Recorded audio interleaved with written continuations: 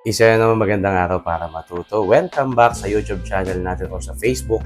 Kung sa Facebook mo ito pinapanood. Ako po, si Architect Ed. Yung mga recent videos natin, pinakita ko sa inyo yung Pro Store ng Sinclair Paints. At talagang ang daming nilang products na bago. At may mga kaibigan na tayo sa Sinclair Paints. Sinanong ko kasi sa kanila paano ina-apply yung mga product nila. At nagpadala sila ng mga instruction videos. I-share ko sa inyo. At pakita natin konti, i-explain natin kung paano ginagamit yung mga iba't ibang klase ng kanilang mga wall finishes sa video na ito. Check this out. So magandang araw para matuto. Welcome back sa YouTube channel natin or sa Facebook.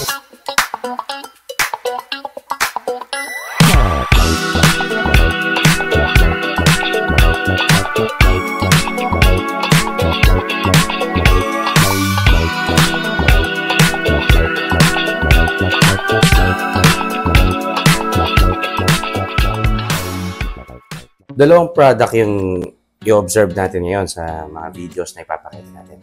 Yung K-Gala, itong K-Gala, may two components siya. No? Yung isa yung sand o yung rough na component na nagbibigay ng texture. Tapos yung kanyang base, yung kulay. So, panoorin natin kung paano ito ginagamit.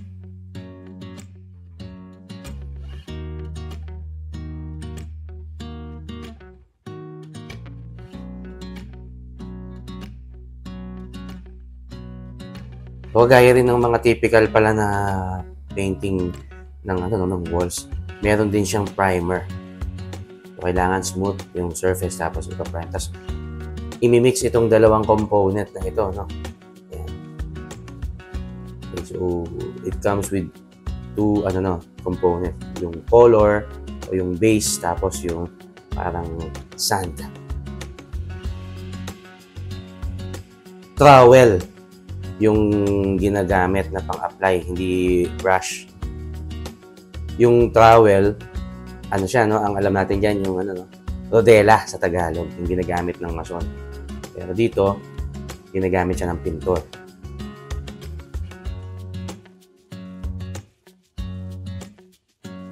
So, dyan sa nakita nating demo, importante yung technique. So, yung tools, lang naman ordinary lang, no? Rodela o yung trowel, tapos yung painter's knife, yung parang pang yung putty knife.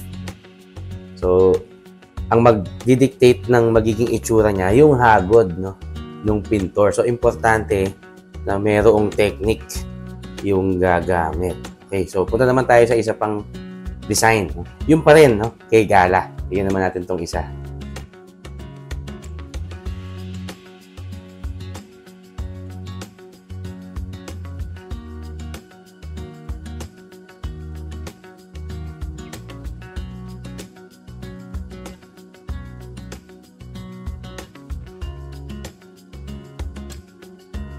So, dito ang gagawin naman nilang design ay birch. Tinawag nilang birch, parang kahoy. Pero, ang texture niya, ganun pa rin, no? May kasama pa rin siyang component na sand. Just the same, no? Primer muna para maganda yung canvas. Parang canvas yung wall mo. Tapos, ganun pa rin, part A tsaka part B na this time, ang gagamitin naman ay maple syrup color, yung base. Tapos fine, mas pino naman yung sand na component. Maganda na meron kang ganitong klase ng mixer, no? Yung paddle mixer na de kuryente para mas consistent yung halo. So sa lahat ng products nila, ginagamitan yan. Mas maganda.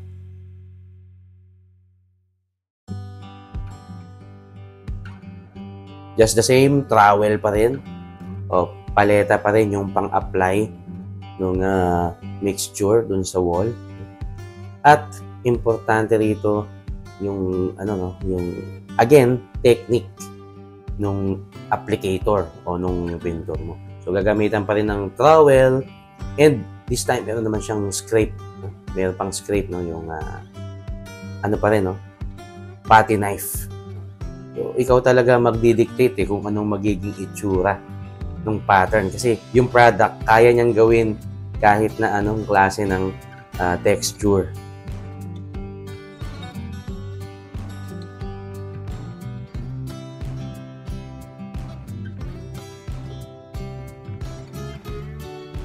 12 hours yung drying time para ma-achieve yung finish. No? So medyo maghapon yun, no? O isang buong araw para lumabas yung talagang gusto mong design. Ngayon, puntahan naman natin yung isa pang product nila, yung Macau. Yung Macau, ang kaibahan naman to sa kay Gala. Yung kay Gala, mayroong component na sand. Ito namang Macau ay, ano siya, no? Kukulayan yung base niya. Meron na siyang base na malagkit, no? Tapos yung base na yun yung pag tumigas, yun yung magiging texture. So, meron na siyang coloring agent, no? So, tignan natin kung paano ginagamit.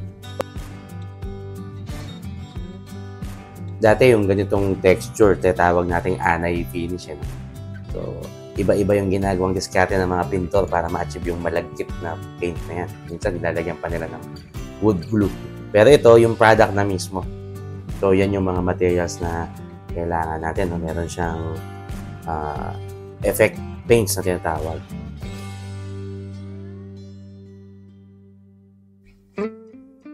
So, pagkatapos na maging malinis na yung wall, pwede nang i-apply yung unang layer. Ito yung base. No? Yung ginamit dito, yung gray koala. Tapos pagkatapos ng 30 minutes, pwede nang i-mix yung susunod na mixture. No? Yung susunod na mixture, tinatawag nila na Macau.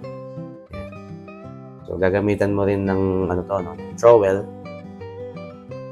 Mga ilang coats. Ito, pagkatapos ng second coat yan, pwede mo nang laro-laruin. May pang flat, yung flat towel, tapos meron ding sponge para yung malagkit na component mag-create ng iba-ibang iba-ibang thickness dun sa wall. Tapos, pwede mo ulit-ulitin yun, tapos light sanding, no? Para ma-achieve yung relatively flat, pero relatively textured na surface. Pwede mong ulit-ulitin yan hanggang sa ma-achieve mo yung gusto mong itsura.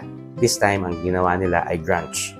Parang grunge, parang Nirvana or Pearl Jam. Pero hindi, no? Yung grunge na to, ito yung mukhang, inismudge mo talaga na surface na parang magulo siya, pero maganda yung dating.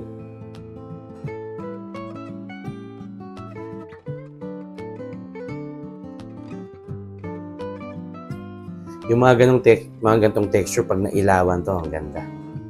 Kakaiba.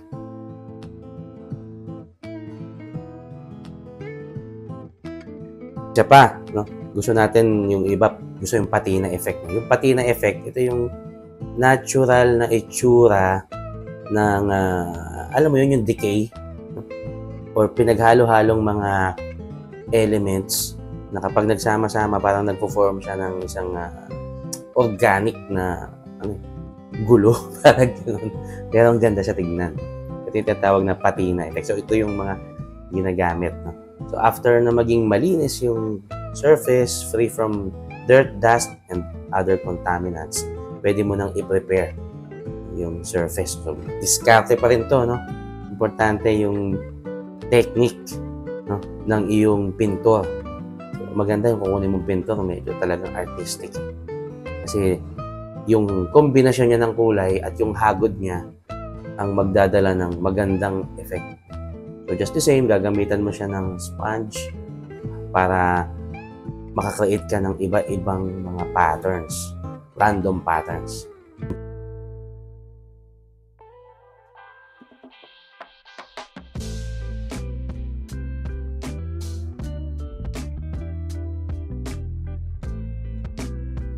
After 30 minutes, pwede mong patungan uli.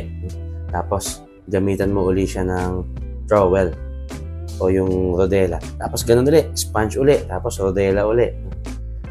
Hanggang sa makreate mo yung ganitong itsura pattern.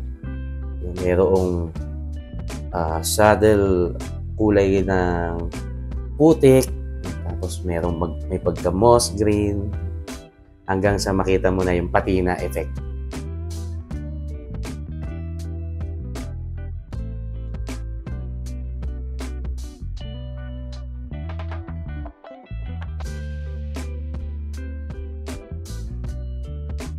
Kaya ayan yung iba't ibang mga itsura ng pwede mong makreate na fake na na surface. Iba-ibang pwede mong makreate na finish ng wall using K-Gala and Macau by Sinclair. So, maraming salamat sa mga kaibigan natin sa Sinclair. So, pinahiram nila yung mga videos nila, instruction videos nila para makita ninyo paano ginagamit yung kanilang products. At kung gusto nyo bumili, may mga pro store sila na located sa iba't ibang lugar. So, pwede kong ilagay dito yung iba't ibang mga locations ng kanilang mga pro store para makabili kayo ng mga products nila. And next time, ipapakita rin natin yung iba pa. Marami kasi yan. Marami kang makikreate na iba't ibang surface finish, wall finish using Sinclair Paint. Okay, so maraming salamat po. Sana natuto kayo at magkita-kita po tayo ulit sa susunod. Ingat po tayong lahat. Ako po si Architect Ed. Bye!